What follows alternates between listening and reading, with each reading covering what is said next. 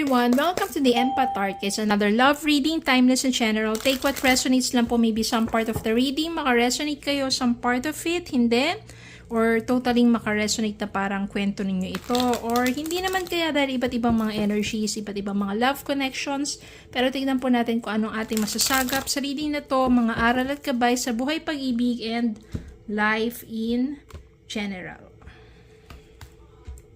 Tignan po natin ngayon. Spirit guys, send me messages anong love connections ito, lessons in life and guidance na nais yung ipabatid sa amin. Mga aral at gabay sa buhay, pag-ibig, and life in general. Ano kayang love connections ito? Is it about their person? Is it about new person? Is it about coming back together? Is it about separation? Is it about new love? Tignan natin. Ano kaya yung mga aral at gabay sa buhay, pag-ibig, and life in general?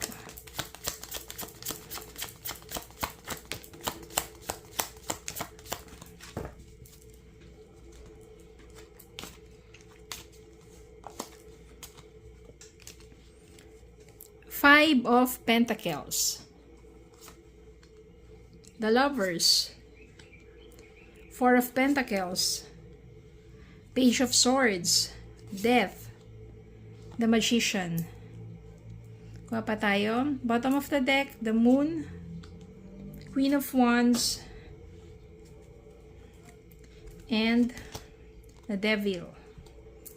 Meron tayong the Devil dito. So, alam na agad, meron toxic energy dito. Maaring toxic energy ng person ninyo. Kaya naman,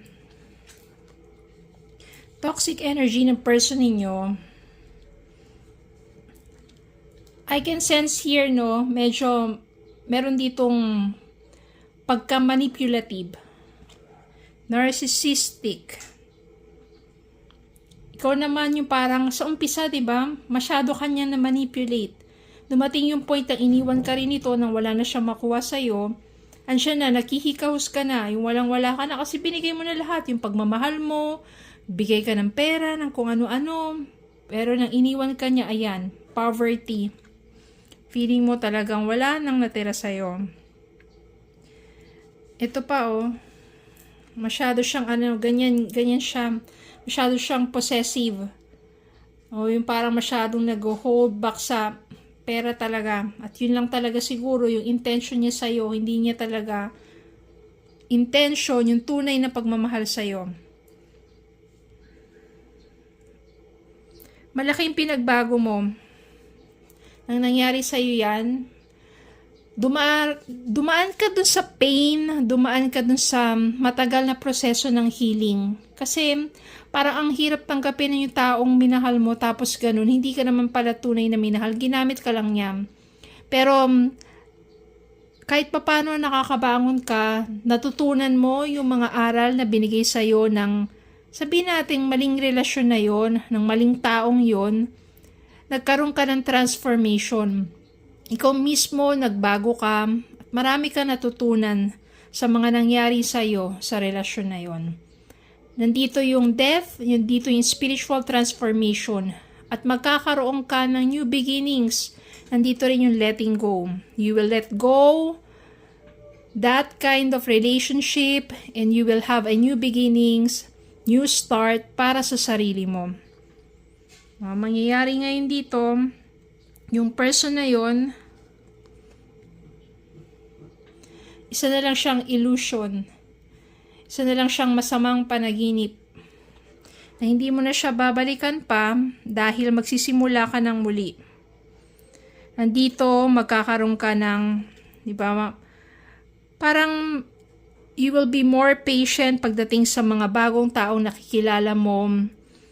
Mas iniisip mo na ngayon, mas kinikilala mo na ngayon, mas nagiging curious ka. Hindi ka na padadala sa basta-basta sa emotions mo.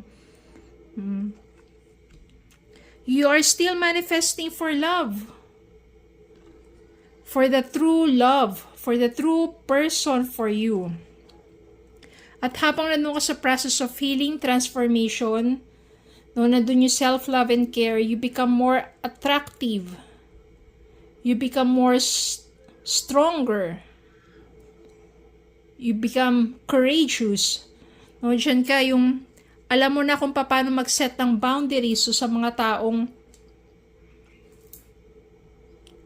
nakakasalamuha mo, especially sa mga nakikilala mo na merong mga intentions sa'yo, hindi mo naman sure kung ano pa. So, you are setting boundaries. Hindi mo nagsiset ka ng boundaries for the things that you want and you will allow and how to treat you. Wheel of Fortune.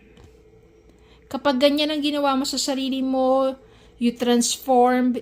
Nandiyan yung self-love and care. You become more courageous.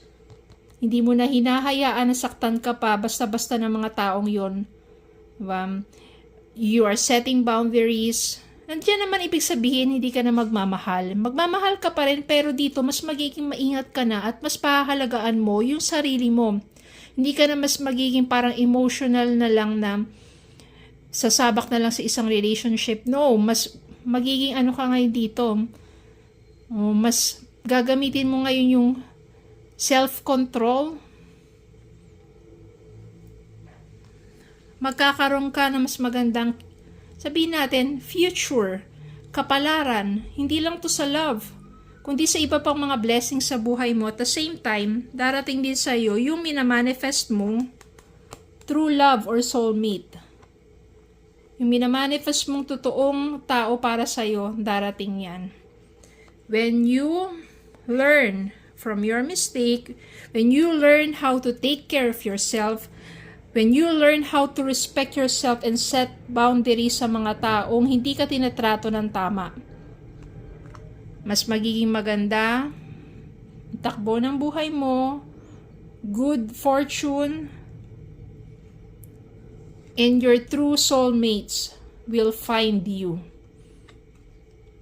Kaya kapag nandiyan kayo sa isang relationship na kung saan paulit-ulit na lang kayo niloloko ng person ninyo or hindi kayo tinatrato ng tama at nawawalan kayo ng respeto, yung parang feeling na pinapahabol ka niya, binabaliwala ka niya, tapos ikaw lang yung naghahabol. Hindi ka niya binibigyan ng sapat na panahon. Tapos, ansya na, hindi naman align yung kanyang words sa actions niya. Sinasabi niya na mahal ka niya, pero hindi mo naman nararamdaman dahil hindi mo naman nakikita yung mga ginagawa niya. Learn how to set boundaries and learn to have self-respect. Huwag kang mag-chase ng maling tao. Then, you will become more attractive. Tataas ang vibrations mo. You will attract good fortunes. And you will attract your soulmate. Okay? Tignan po natin ang love message para sa inyo. Yan, Spirit Guide, send me a love message para sa kanila based dito sa reading na ito. Magnetic connection. There is a very strong pull and intensity that draws you to this person. Etong person na to, ito yung soulmate mo. Magnetic connection. Pay attention to red flags. Know the warning signs of what an unhealthy connection looks like. Ito yon sa toxic na person mo. Pag may mga red flags na, wag na. No na, wag mo nang pahirapan pa ang sarili mong damdamin mo. You know how to set boundaries. And just self-respect, yun, pinakamahalaga. Okay, so yun lang po. Maraming salamat po for watching. Please don't forget to like, share, comment, subscribe, follow me on Facebook and YouTube. Have a good day po and God bless.